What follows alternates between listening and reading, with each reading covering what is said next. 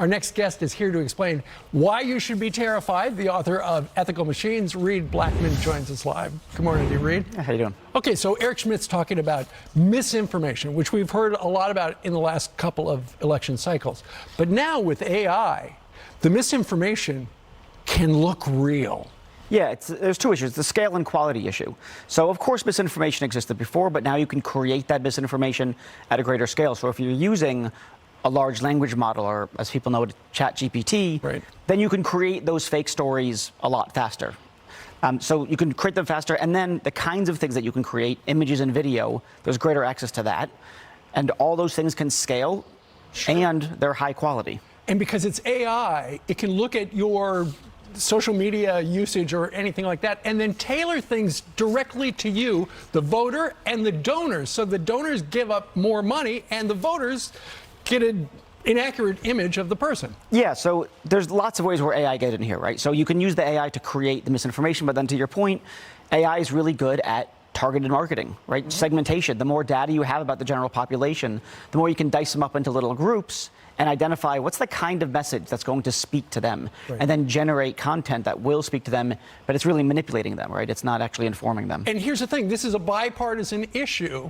It is. Because it's going to be impacting both parties. And what you say is the platforms need to figure out how to do it, because Twitter, Facebook, stuff like that, if they just let it go, you know, there's nobody keeping an eye on the shop. Yeah, I mean, the one sort of glimmer of hope in the sort of risks associated with AI generally is that it is a bipartisan issue. Nobody wants the ethical nightmares that AI can bring.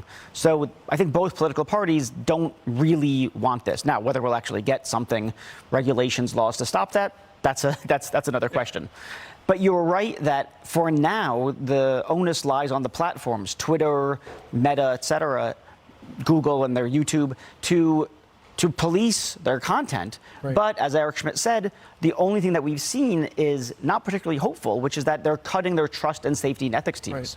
Well, thanks for warning us about this. Also, so AI is scary in a lot of ways, but it's also a good thing, because apparently the first AI-generated drug is going to enter human clinical trials. Yeah. It's for lung disease. Yeah. This sounds very promising. No, this is the thing that, if anyone asks me something like, what's exciting in a good sense about AI, it's AI in healthcare. Because, yeah, it's speeding up drug discovery a tremendous amount. They're better able to target or to find the targets, the biological mechanisms that underlie disease. Right. And then they're better able, using generative AI, to figure out, okay, what are the options of kinds of molecules that we can use to treat this disease? Sure. In the future, AI will be able to keep that thing in your ear that just popped out. I hope so. Maybe a robot will come in and just place it properly. That would be nice. We're working on it. We're taking a Roomba. We'll get there. That's right. A Roomba with arms. All right. Reid Blackman, check out his book. It's called Ethical Machines. Thanks so much. Interesting stuff.